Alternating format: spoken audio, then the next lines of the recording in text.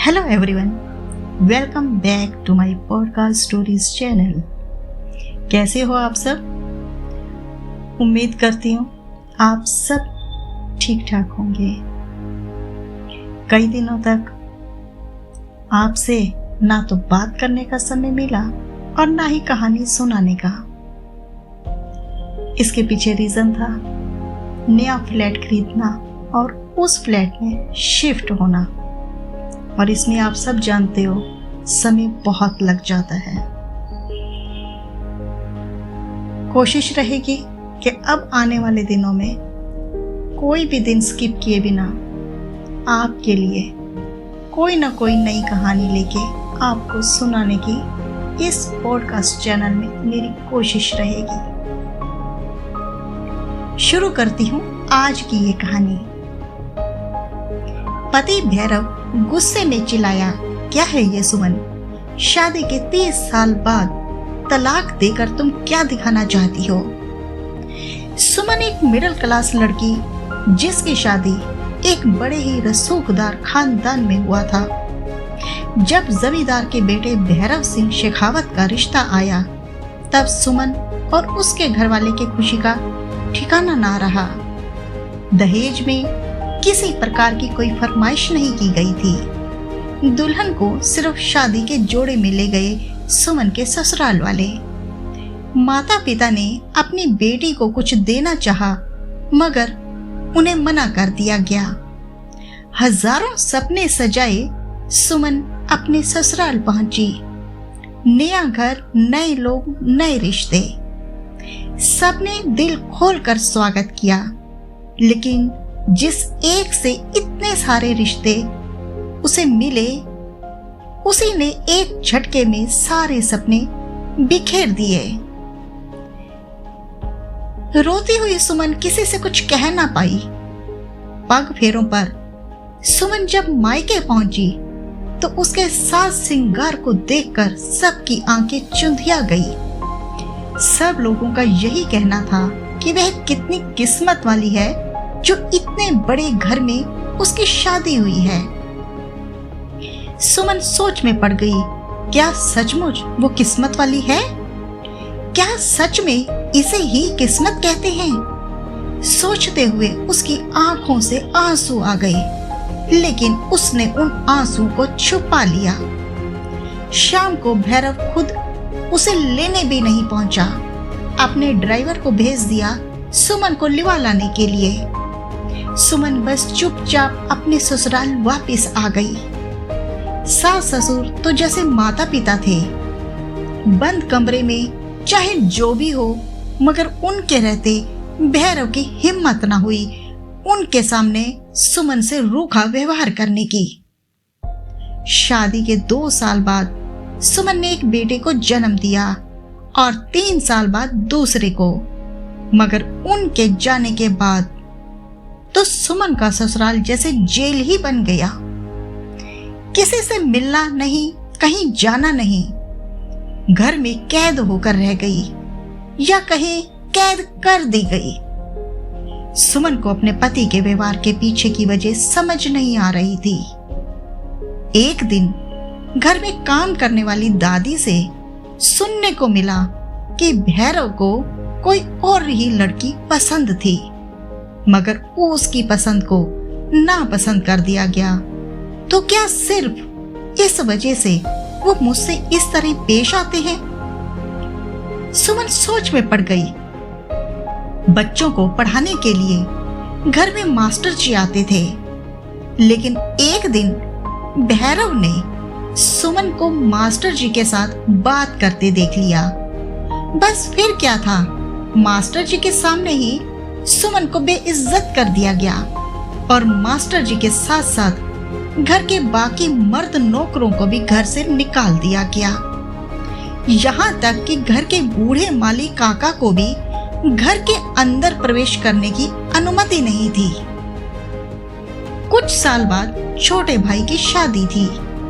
सुमन को लगा कुछ दिन के लिए ही सही, मगर इस जेल से थोड़ी आजादी तो मिलेगी। सुमन अपने मायके तो पहुंची, मगर सीधे शादी वाले दिन गहनों से लदी हुई। दूल्हा दुल्हन और पूरे घर के लिए भर भर के तोहफे, जिससे उसके ससुराल का रुतबा नजर आए। यह सब उसके पति भैरव के कारण हुआ। उसे बस दिखाना था और सुमन के घर वालों को नीचा दिखाना था। एक बार सुमन अपने भाई की शादी से जो लौटी, उसके बाद फिर कभी मुड़कर उसने मायका ना देखा। अपने पति का प्यार पाने की सुमन की हर उम्मीद खत्म हो चली थी। पहले कभी कभार की बात थी और अब घर के नौकरों या फिर बाहर वालों के सामने भी सुमन की बेइज्जती होने लगी। पढ़ी लिखी होने के बावजूद उसके अंदर अपने पति का विरोध करने की हिम्मत ही नहीं हुई कभी। वक्त गुजरा, बच्चे बड़े हुए और अपने पिता के कारोबार को बच्चों ने अच्छे से संभाल लिया। भैरव अब घर में खाली बैठे सुमन की जिंदगी और भी नर्क बनाने लगा। कुछ समय बाद ही बड़े बेटे के लिए रिश्ता आया और बिना सुमन की सलाह मशवरे के उसने वो रिश्ता तय कर दिया। बेटे ने भी उससे पूछने या बताने की तकलीफ ना उठाई। तब जाकर सुमन का धैर्य, हिम्मत जवाब दे गई।